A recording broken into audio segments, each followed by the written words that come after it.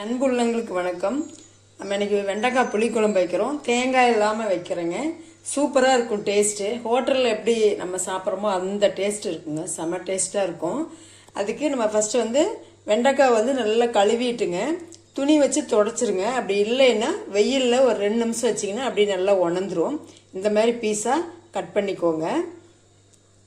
2 தக்காளி, அதாவது 3 தக்காளி எடுத்துருக்கிறேங்க நான். சின்ன குட்டி குட்டி தக்காளி தான், நல்லா பழுத்த தக்காளியாக 3 தக்காளி எடுத்துக்கோங்க. புளி சும்மா ஒரு கொஞ்சம் அப்படியே ஒரு நெல்லிக்காய் சைஸ் விட சின்ன சைஸு, இவ்வளோ தான் புளி.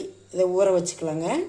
2 வரமிளகாய், பூண்டு ஒரு 6 பூண்டு, அப்புறம் சின்ன வெங்காயம் ஒரு 10-20 சின்ன வெங்காயம் வச்சுருக்கேன். 2 கொத்து கருவேப்பிலை. காரத்துக்கு பார்த்தீங்கன்னா மஞ்சள் தூள், மிளகாய், கொத்தமல்லி தூள், வீட்டில் அரைச்ச மிளகாய் தூள், அப்புறம் ஜீரகம், ஒரு 2 பிஞ்சு வெந்தயம், ஒரு 10 மிளகு, அவ்வளோதாங்க. வாங்க அதை எப்படி செய்யலான்னு பார்க்கலாம். இந்த புளி நம்ம கொஞ்சம் ஊற வச்சிடலாங்க. இந்த தக்காளி 3ஐயும், இந்த 3 தக்காளி மட்டுமே அரைச்சிக்கிட்டு வந்துடலாங்க.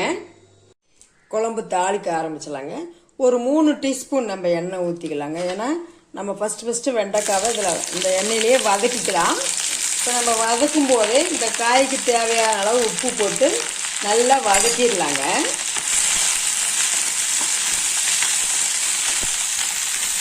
பக்கமாக நின்று எங்கேயும் அடுப்பை விட்டுட்டு வெளியில் போக வேண்டாங்க. மீடியம் சைஸாக வச்சுக்கிட்டு கொஞ்சம் கொஞ்சமாக அப்படியே மூடி வச்சு அப்படியே ஒரு 5 நிமிஷம் நல்லா வதக்கி எடுத்துடலாங்க. ஏன்னா இதில் ஒரு பாதி வேக்காடு நம்ம வதக்கிறதுலையே வெந்துடணும், அந்தளவுக்கு வதக்கணும். இந்த அளவு பாதி வேக்காடு அப்படியே வெந்துருச்சுங்க காய், நம்ம எடுத்துக்கலாங்க. கொஞ்சம் எண்ணெய் இருக்குதுங்க, இதே எண்ணெயே நமக்கு போதும். இதில் கொஞ்சம் கடுகு போட்டுக்கலாங்க. கடுகு பொரிஞ்சிருச்சு. இப்போ இந்த ஜீரகம், வெந்தயம், மிளகு இது எல்லாம் போட்டுக்கலாங்க. இப்போ இதெல்லாம் பொரிஞ்சிருச்சுங்க. 2 வத்தல், பூண்டு, மிளகாய், இந்த கருவேப்பிலை, இது எல்லாமே போட்டுக்கலாங்க. போட்டு நல்லா வதக்கிக்கலாங்க. நல்லா வதங்கிடுச்சுங்க. இப்போ தக்காளி அரைச்சி வச்சுருந்தோம் இல்லைங்களா, அதை ஊற்றிக்கலாம். ஊற்றி நல்லா வதக்கிக்கலாங்க. இது நல்லா கொதி வரட்டுங்க.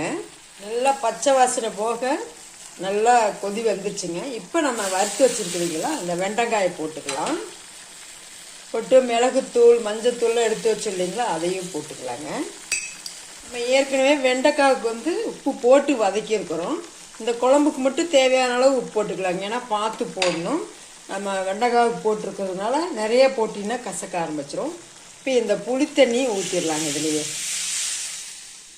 இப்போ ஊற்றி ஒரு கலக்கி விட்டுட்டு நம்ம மூடி போட்டு நல்லா ஒரு கொதி வரட்டுங்க. ஒரு 5 நிமிஷம் கொதிச்சா போதும், இறக்கிக்கலாம்.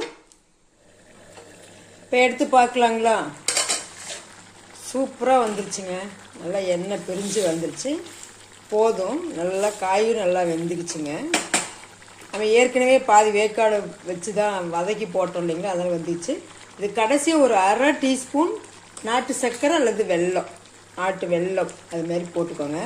போட்டால் டேஸ்ட்டு சும்மா சூப்பராக இருக்குங்க. அட்டகாசமாக இருக்கும் டேஸ்ட். வெண்டைக்காய் புளிக்குழம்பு டேஸ்ட்டு சும்மா சூப்பர் டேஸ்ட்டாக இருக்குங்க. இந்த ஹோட்டலில் சாப்பிடுவோம் இல்லைங்களா புளிக்குழம்பு, அது மாதிரி இருக்கும். தேங்காயே போடாமல் புளிக்குழம்பு வச்சுருக்குங்க. இது 2-3 நாளைக்கு இருந்தால் கூட கெட்டே போகாதுங்க. சூப்பர் டேஸ்ட் இருக்கும். நீங்களும் இதேமாரி செஞ்சு பார்த்துட்டு டேஸ்ட் எப்படி இருக்குதுன்னு கமெண்ட் பண்ணுங்கள், சப்போர்ட் பண்ணுங்கள், சப்ஸ்கிரைப் பண்ணுங்கள். தேங்க்யூ.